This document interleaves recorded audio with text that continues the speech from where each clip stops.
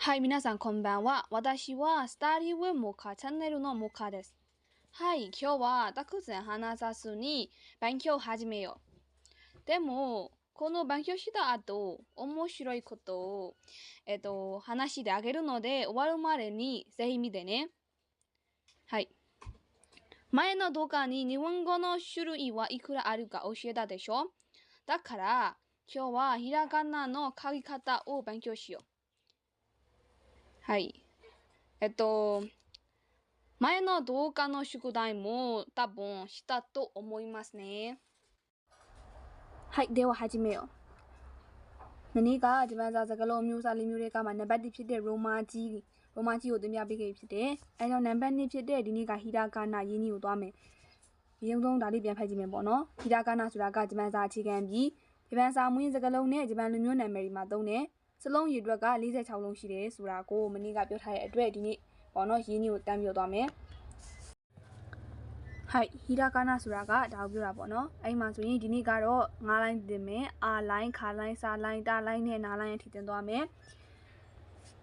အဲ့ခါမှာဒီမှာအာလိုင်းကဟာလေးအရင်ဆုံးဖတ်ပြမယ်ပေါ့နော်နောက်ပြီးရင်းနှီးတင်ပေးမယ်အာအီဥအေအိုဒါကခါလိုင်းကခါခီခုခဲခိုစာလိုင်းမှာဆိုရင်ဒီရှိအတန်ထွက်ကချွန်းကျယ်လို့ပြောထားရပေါ့နော်ရှေ့မှာပြောပြပြီးသားဖြစ်တယ်နော်စာရှိစုဆဲဆို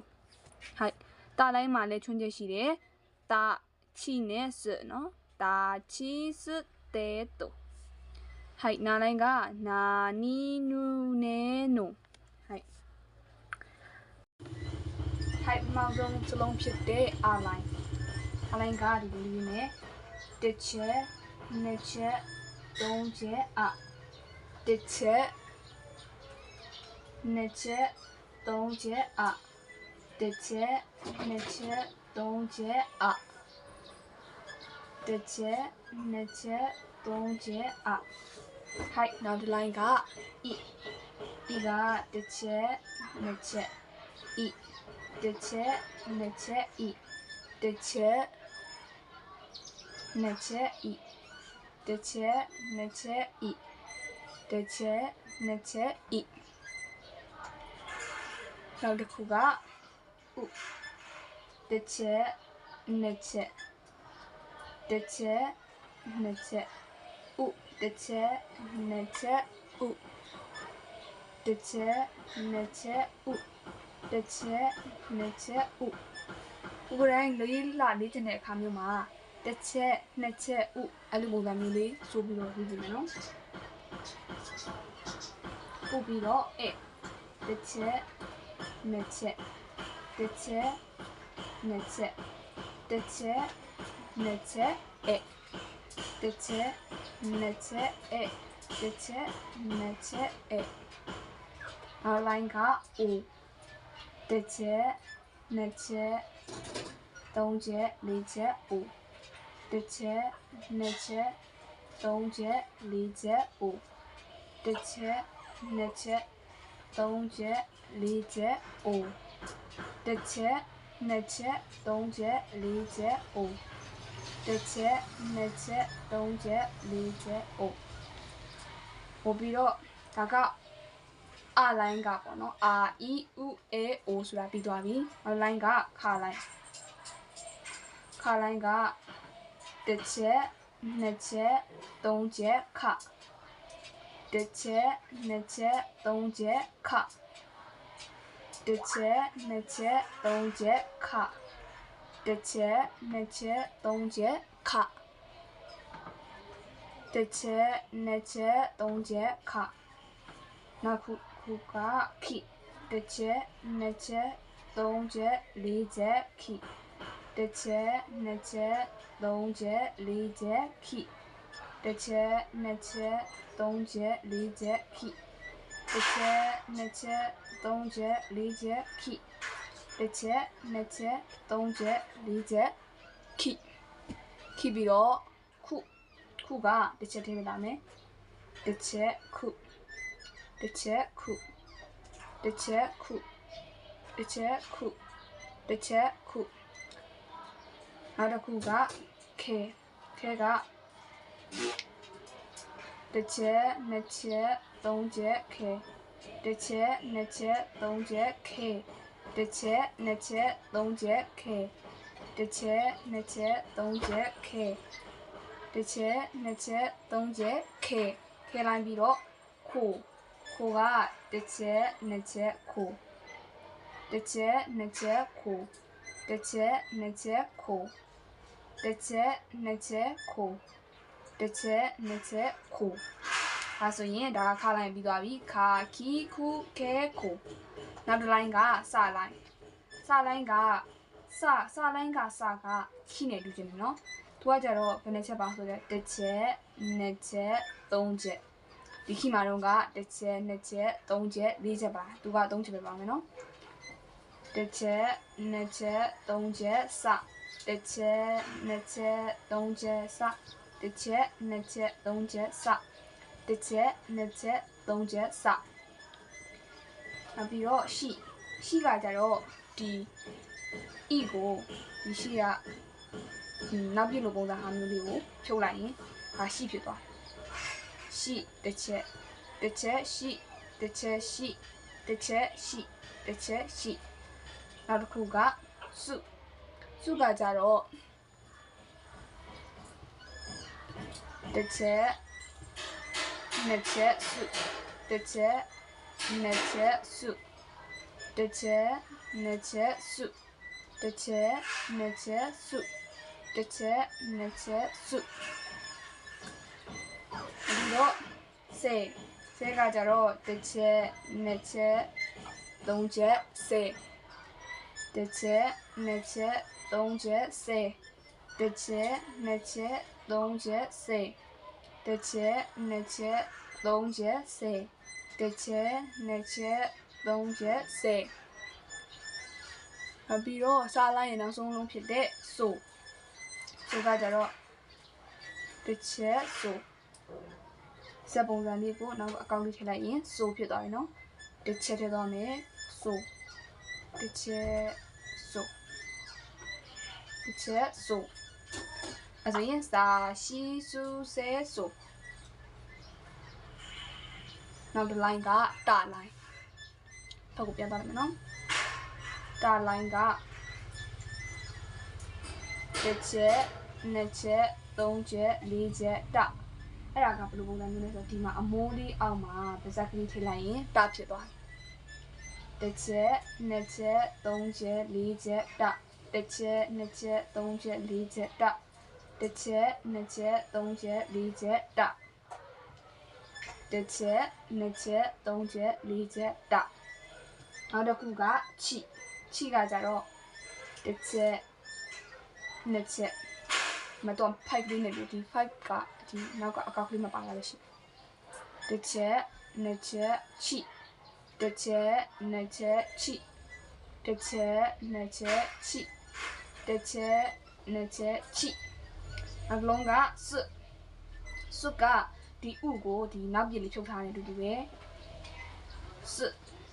ဟဲ့မဲ့သူနဲ့ပြောင်းပြန်ပေါ့နော်သူကတော့ဒီအပေါ်ကို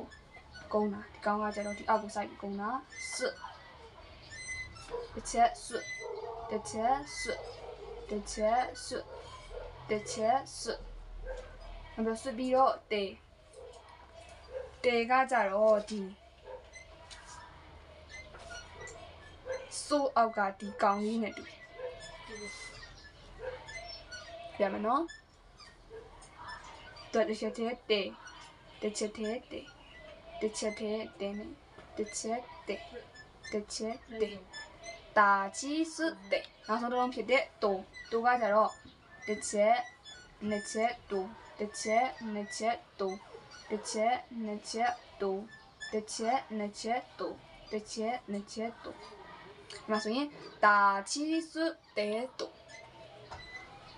ဒီနေ့နောက်ဆုံးလိုက်ဖြစ်တဲ့နားလိုင်းရောက်နားလိုင်းကကြတော့ဒီတာလိုင်းကအမိုးလိုပဲဒါပေမဲ့တော့တေးလေးပေါ့နော်တစ်ချက်နှစ်ချက်ရှိမှဒီဟာလေးပါမယ်အဲ့လိုမျိုးဆိုရင်နားလိုင်းတစ်ချက်နှစ်ချက်သုံးချက်လေးချက်နာတစ်ချက်နှစ်ချက်သုံးချက်လေးချက်နာတစ်ချက်နှစ်ချက်သုံးချက်လေးချက်နာတစ်ချက်နှစ်ချက်သုံးချက်လေးချက်နာ နောက်တစ်ခုကနီကကြတော့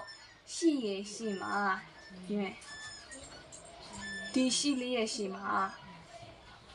ဒီခိုးလေးကိုထည့်လိုက်ရင်နီဖြစ်သွားအဲဆိုရင်ဒီမှာကြည့်ကြည့်မယ်မတစ်ချက်နှစ်ချက်သုံးချက်နီတစ်ချက်နှစ်ချက်သုံးချက်နီတစ်ချက်နှစ်ချက်သုံးချက်နီတစ်ချက်နှစ်ချက်သုံးချက်နီတစ်ချက်နှစ်ချက်သုံးချက်နီနောက်တစ်ခုကနုကကြတော့ဒီမှာတစ်ချက်နှစ်ချက်သုံးချက်နုကမှဒီမှာဓာတုလေးနဲ့ချောင်းနဲ့ဒီမှာခောက်ဆွဲယူစားလိုက်တယ်ပုံစံမျိုးဒါကိုနုလေးစားလိုက်တယ်တစ်ချက်နှစ်ချက်သုံးချက်သုံးချက်ပေါ့နော်နှစ်ချက်ပေါ့နော်တစ်ချက်နှစ်ချက်နုတစ်ချက်နှစ်ချက်နုတစ်ချက်နှစ်ချက်နုတစ်ချက်နှစ်ချက်နုတနည်းအားဖြင့်ကြည့်မယ်ဒါလည်းစားခွဲနေတယ်နော်နီဒါကိုမှတ်ပြီးတယ်လို့မှတ်ပေါ့နော်နီနုပြီးတော့နေကကြတော့တစ်ချက်နှစ်ချက်နေတစ်ချက်နှစ်ချက်နေတစ်ချက်နှစ်ချက်နေတစ်ချက်နှစ်ချက်နေတစ်ချက်နှစ်ချက်နေဒါလေးကကြောင်လေးနဲ့တောင်တူတယ်ကြောင်ကိုဂျပန်လိုနက်ခိုးလို့ခေါ်တာအဲဒါလေးကိုဒါလေးတစ်ချက်နှစ်ချက်သုံးချက်ဆိုနက်ခိုးဒါကြောင်လို့မှတ်တာနောက်ပြီးတော့နိုကကျတော့တစ်ချက်သေးလာမယ်သူကမြန်မာနံပါတ်8နဲ့တူတယ်နိုတစ်ချက်နိုတစ်ချက်နိုတစ်ချက်နိုတစ်ချက်နိုအဲဆိုရင်နိုမဆိုအကုန်လုံးကိုပြန်ပြီးရမယ်ပေါ့ဒါဒါလေးပြန်ပြီးဖတ်ပြမယ်နာနီနူနဲနိုအဲဆိုရင်အားလည်းကနေပြန်ပြီးပြမယ်တစ်ချက်နှစ်ချက်သုံးချက်တစ်ချက်နှစ်ချက်တစ်ချက်နှစ်ချက်တစ်ချက်နှစ်ချက်တစ်ချက်နှစ်ချက်သုံးချက်လေးချက်ပြီးတော့ခလိုင်းကတစ်ချက်နှစ်ချက်သုံးချက်တစ်ချက်နှစ်ချက်သုံးချက်လေးချက်ခိတစ်ချက်ထဲခုတစ်ချက်နှစ်ချက်သုံးချက်ခဲတစ်ချက်နှစ်ချက်ခိုနောက်လိုင်းကစလိုင်းကတစ်ချက်နှစ်ချက်သုံးချက်တစ်ချက်ရှိတစ်ချက်နှစ်ချက်စုတစ်ချက်နှစ်ချက်သုံးချက်စေတစ်ချက်သေးဆိုနောက်လိုင်းကတာလိုင်းကအမိုးအောက်မှာပဇာလေးထည့်လိုက်ရင်တာနေကြလို့ပြောထားတယ်နော်တစ်ချက်အဲ့မှာတစ်ချက်ပြန်ပြောနော်တစ်ချက်နှစ်ချက်သုံးချက်လေးချက်တာတစ်ချက်နှစ်ချက်ချိတစ်ချက်စွတစ်ချက်တေတစ်ချက်နှစ်ချက်တူနာလိုင်းကတစ်ချက်နှစ်ချက်သုံးချက်လေးချက်နာတစ်ချက်နှစ်ချက်နိတစ်ချက်နှစ်ချက်နုတစ်ချက်နှစ်ချက်ဆိုရင်နေဒါနဲ့ကိုကြောင်းနဲ့တူတယ်နောက်ထူကဒါနောက်ဆုံးလေးပေါ့နော်တစ်ချက်သေးဆိုရင် no はい今日は以上です話してあげるのは誰にでもそれぞれの悩みとか問題があるでしょ例えば欲しいものがたくさんあってもお金が足りないこともあるそれが今の僕の問題ですよはいだから辛いことがあっても自分だけじゃないと思い出してくださいねはいさっき言った例は冗談ですよはい私にも教育とかいろいろな悩みがあるだからここにやめないで続けて頑張ってねはいでは一緒に頑張る